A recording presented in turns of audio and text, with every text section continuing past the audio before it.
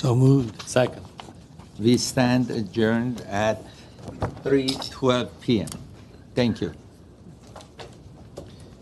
Good afternoon and welcome to the February 11th, 2020 joint meeting of the Glendale City Council and the Glendale Housing Authority. May we have roll call for the council? Councilmember Agajanian. Present. Devine. Here. Quintero. Here. Garbettian. Here. Mayor Najarian. Here. May I have a roll call for Housing Authority members? Authority member Devine. Here. Najarian. Here. Parazian. Here. Quintero. Here. Garbettian. Here. Chair Agajanian. Present. May we have your report? The agenda for the February 11, 2020 joint public meeting of the City Council and Housing Authority was posted on the Wednesday, February 5th, 2020 on the bulletin board outside City Hall. Thank you. And what is the next item, please? One would be Director of Community Development regarding City Council Housing Authority consideration to join the California Community Housing Agency, a joint exercise of powers agency. 1A, the City Council resolution authorizing the city to become an additional member of the California Community Housing Agency and authorize the city manager to enter into purchase option agreement. And B would be Housing Authority resolution authorizing the Housing Authority to become an additional member of the California Community Housing Agency and authorize the executive director to enter into purchase option agreements. Thank you. Ms. Beers? Yes, Mr. Mayor, members of the City Council, Chair Agajanian, members of the Housing Authority. Today we are here before you regarding a consideration, as Mr. Agajanian read into the record, in terms of joining a JPA. As you all have been extremely clear about your platform and priority about affordable housing, this may be another option for you to consider in terms of adding it to the menu of options that the City of Glendale has looked at in terms of legislative platforms, in terms of programs offered, as it relates to affordable housing and the crisis, I think, that we've seen here, as well as in the state and at a national level. So with that, I'd like to ask Mr. Fortney to give you a report on this item for your consideration and ultimate recommendation. Thank you. Good afternoon, Mayor Najarian, council members, Chair Agajanian, and Housing Authority Chair, our Housing Authority board members. I'm Mike Fortney, the Housing Project Manager for the city. So the item before you today is membership in the California CalCHA, the California Community Housing Agency. The CalCHA is a pretty new organization. It's only been around since January of 2019. It was created to provide rental units to low and moderate income households. And I just wanted to just kind of stop there for a moment. Since the dissolution of redevelopment in 2012, we really don't have any funding source to tackle the income ranges of 80% up to 120%, that moderate income range. In fact, most of our projects, we've relied on tax credits, which are strictly between the 30 and 60% area median income. We do have some home dollars annually that we can go up to 80%, but we don't have the ability to fund projects up to a moderate anymore after 2012.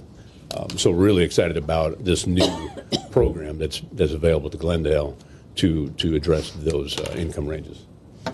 Right now, because CalCHA is so new, they only have 8 members, and that includes 7 cities and 1 county. All of those cities are up in Northern California. So if Glendale opts to join today, Glendale would be the first Southern California city to join CalCHA. Excuse me, 1 county you said here. Which county is that? You know what? I think it's in the report. It's not the city of Napa, real quick. The county. I list in the report all of the cities that have joined CalCHA.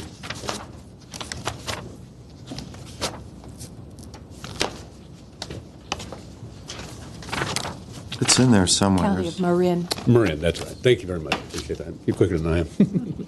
So the county of Marin has joined us, an additional member. So what CalCHA does, they issue tax-exempt bonds to acquire market rate rental developments on the open market. They then convert those developments into rental housing for affordable households earning between 60 to 120%. So what they do, they'll acquire that property using tax-exempt bonds. The properties are already 100% leased up at market rate, and as those units come up as tenants move out, they will offer that unit then to somebody between 60 to 120%. They typically will target about a third of the units at 60 to 80, another third at 80 to 100, and then the final third to 100 to 120% AMI. Cal CHA targets Class A buildings valued at $100 million or greater. We've had a pretty recent conversation with Jordan Moss with Catalyst Housing, who's the kind of the brainchild behind this Cal CHA, and they say now that they are open to projects that are smaller in scale than that $100 million.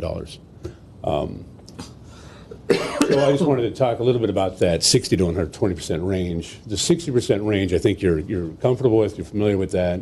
One-person household at 6% AMI in LA County is just under $44,000. What you may not be familiar with is the ceiling of a five-person household at 120%. That ceiling is actually $135,000 annually. So it's a considerably higher number than what you're used to. When we were dealing with moderate before, we were looking at adjusted moderate. So the ceiling for moderate when we were dealing with low and moderate income housing, the redevelopment set-aside funds, that was adjusted down. So the bottom range was the same as what you'll see now. The top range was actually around 97,000. So that number sticks out to you at 135,000. That's because we're using unadjusted area median income numbers. The affordability period for the units are tied to the term of the bonds. The bonds are issued for 30 years, so the affordability period for those would be 30 years. If the bonds were to be paid off sooner than that, those affordability periods could be shorter, though.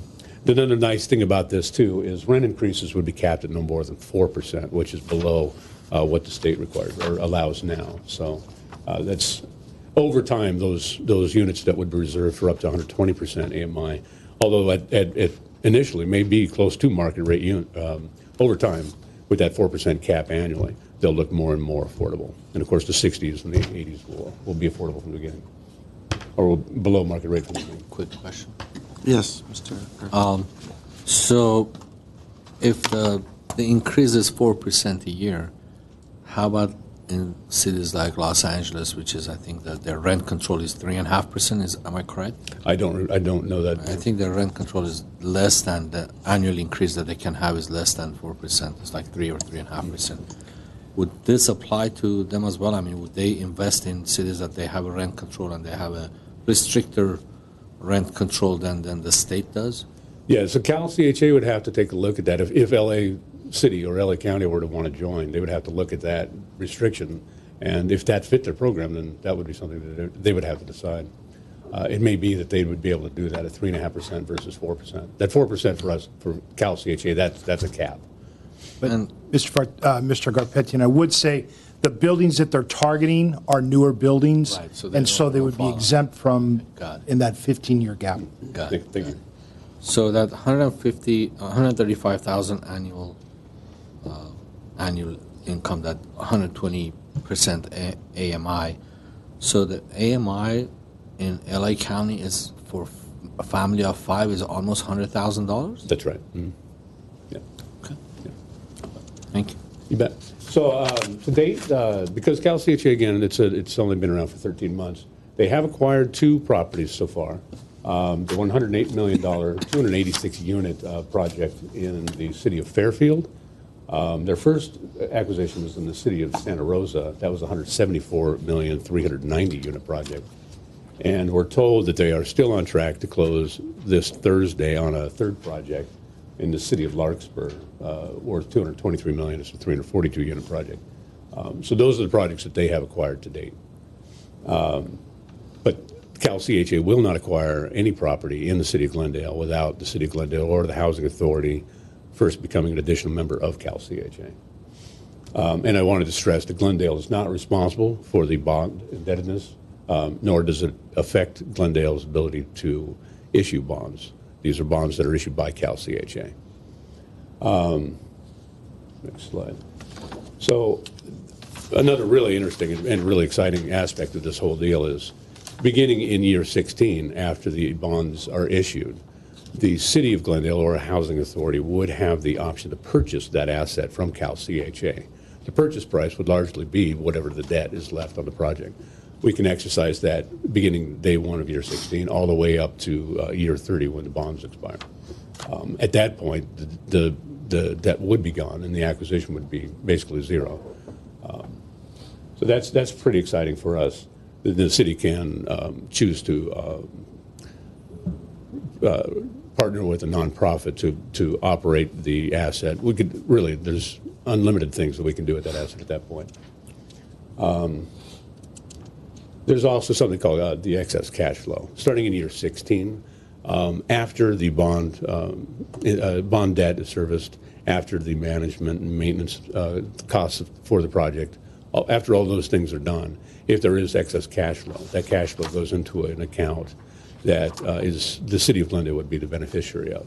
So the city could, say in year 25, exercise its option to purchase the property. It could use those funds to acquire the site and pay off whatever debt was still on the property. And then it noted in the PowerPoint, it's drafted in the resolution for consideration that cash flow would be designated strictly for affordable housing.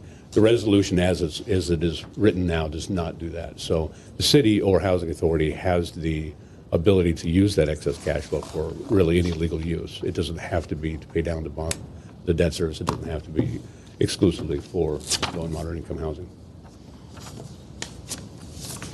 So just to go through the recommendations from staff, staff's recommending a resolution making the city of Glendale an additional member of Cal CHA. We're also recommending that the housing authority become an additional member of Cal CHA. We're also asking that, or requesting, that the city manager be authorized to enter into purchase option agreements, and the same would be for the executive director of the housing authority. What we're asking for there is permission now for the executive director or the city manager to enter into these purchase option agreements. So as Cal CHA identifies a property that they're interested in, the executive director, the city manager could execute a purchase option agreement on the spot. And the reason we're asking for that now, it isn't a deal breaker, but the reason we're asking for that now largely is timing. When Cal CHA has an accepted offer, they want to close escrow within 60 days. And a lot of things have to happen within those 60 days, including issuance of these bonds. So to expedite that process, the city manager or executive director would have the ability to execute those purchase option agreements without going through the formal process of going to the city council or housing authority. So that's an option for you. You can also approve these purchase option agreements as they come up. And then there is that ability to designate the excess cash flow for strictly affordable housing, or if you want to keep that open now and then choose down the road as you execute purchase option agreements. So those are the things that we're asking for today. Thank you. Are there questions or comments? Ms. Devine? I have a couple of comments for those out there that don't exactly understand this, because when I heard this, it was like, it's too good to be true. So we have the state agency, Community Housing Agency, California. They come in and they purchase a development property, like an apartment development. And that's market rate rental developments. Mm-hmm. Then they convert that with no cost to us, to the city. They convert that to the low and moderate income households.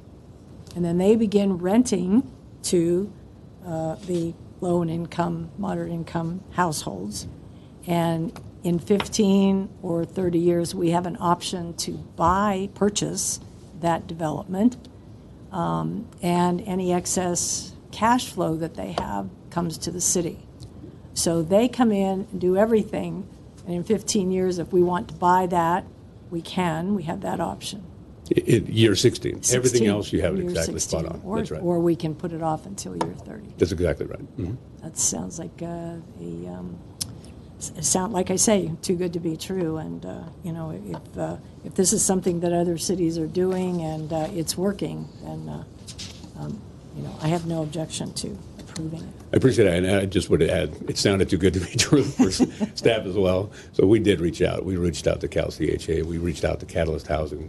We reached out to a number of the jurisdictions, including all three of the jurisdictions where Cal CHA has or will be making a purchase. So we really did do our homework, our due diligence, because at first it's like, wow, this is almost too good to be true.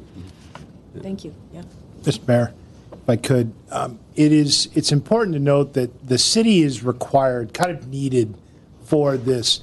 They're issuing tax-exempt bonds, and that savings and financing is what's providing the subsidy.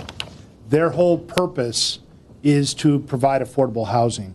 So it really does make some sense that somebody has figured out and willing to take the risk to do that on properties that have positive cash flow. Thank you. I would like to move the item for city council. Second it. Questions? Mr. Garpetian? Explain to me the purchase option that you want today to approve for city manager or the housing authority's executive director to be able to purchase the property within, you mentioned within 60 days. I thought our option starts after 16 days, 16 years. Right. Yeah, I appreciate the question, and I apologize if I was confusing it all. The purchase option agreement would come when Cal CHA identifies a property that they want to acquire. The 60 days that I was talking about is the time when Cal CHA has an accepted offer from the owner, the seller of the market rate project.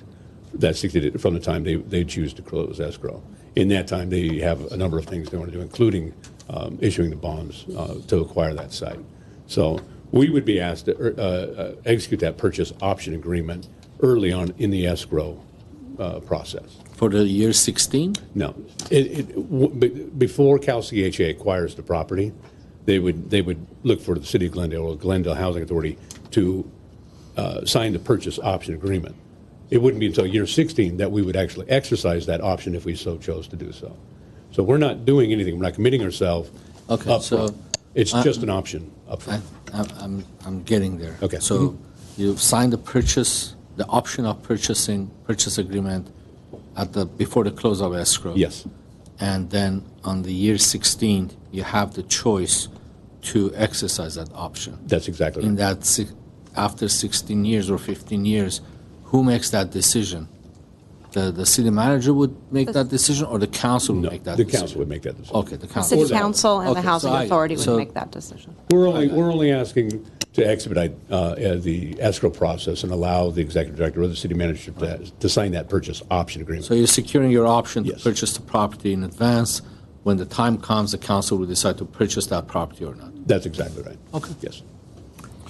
So the only thing I'd like to add is this is a great example to those critics of council that say all we're interested in is building market value and luxury apartments, that this gives us an opportunity to turn those luxury buildings, new luxury buildings, $100 million or more, so large new luxury buildings, to affordable. That's exactly right. That's right. And I hope that's not lost on the critics of the actions of this housing authority and city council, that that's a very big step that we're taking.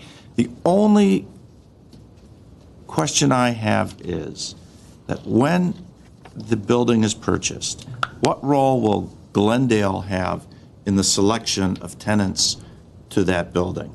Can we play that role where we set priorities? And of course, we all want Glendale residents to be located in there. Will we have any discretion into how those candidate tenants are picked? Right. We have had some discussion about that. The Cal CHA has expressed openness to the idea of giving Glendale, those who live and those who work in Glendale, Great. That Very good. benefit. Most likely, what I think may happen, as folks who are paying market rate in these projects, as their lease is about to come up and as they are looking at possibly moving, they are Glendale residents. It could very well be that they actually do income qualify and then would go back to the building under this program versus paying market rate. As a possible. One other question, sir. Yes. So I think this is a great program, and I'm all for it as well. But after the building is purchased by the city, let's say 16, 17 years later, can we do we have the right to maybe turn that into a condominium project and sell it to? Because we had programs before that city participated in entry-level ownership housing. That's what we've been talking about a lot, as well as workforce housing. So do we have that option at that time to participate in similar projects that we used to do or not? We have to pay off the bonds. Those bonds are 30-year bonds. So if we have the ability to pay off those bonds sooner than 30 years, I think we have other options like you're talking about. But until the bonds are paid off, we don't have an option like that. Okay, so I think this is something that I'm bringing up to look into, because if we if we subdivide the property into 100 units, right? So you can sell them individually. There is an option always that you can pay as you go. So if you sell one, you pay that to paying down the bond, and then so on and so forth. So you don't have to pay the entire thing in advance. So you can do it incrementally and in different phases. I think that's something that we need to look into in the future, because 15 or 20-year-old building is not an old building for ownership. So I think it's another way of creating that market, not only rentals, but as well as workforce housing and entry-level ownership housing. Yeah. It's fascinating, and admittedly, it's not a scenario that we have looked into, but it's absolutely something we can look into. Okay. Mr. Garpetian, we'll look into it. However, if I think Mike made the statement, there's a covenant on the units, and whether we can split that covenant will be the deciding factor, understand. as long as those bonds are outstanding. As Mike said, the city or the housing authority could pay off those bonds. Let's say it's $100 million, and 16 years in, there's $50 million owed. We could give them $50 million in cash, take those, and then do with what we want. Or we could wait 30 years when debt is zero. We could acquire for zero and then do exactly as you. Thank you. Thank you, sir. Thank you. If I may, just one Yes. more. So, for the time being, if this ever comes to fruition, if they find a development here, this is actually housing for retirees, for teachers that can't afford, luxury apartments. I mean, it is workforce housing per se, isn't it? When you say Right. The only restriction really is the income range between 16 and 120% AMI. teachers, nurses. That's right. Great. That's right. Thank you. So I have a motion for the council approving the resolution at 1A. It's been moved and seconded. Roll call, please. Councilmember Agajanian? Yes. Devine? Yes. Quintero? Yes. Garabetian? Yes. Mayor Najarian? Yes. So now for housing. I'll move 1B for Housing Authority. Second. Roll call, please. Authority Member Devine? Yes. Najarian? Yes. Farazian? Yes. Quintero? Yes. Garabetian? Yes. Chair Agajanian? Yes. Is there a motion to adjourn for the council? So moved. Second. Council's adjourned? Is there a motion for housing authority itself? Second. So roll call. Okay. No. So thank you, everyone.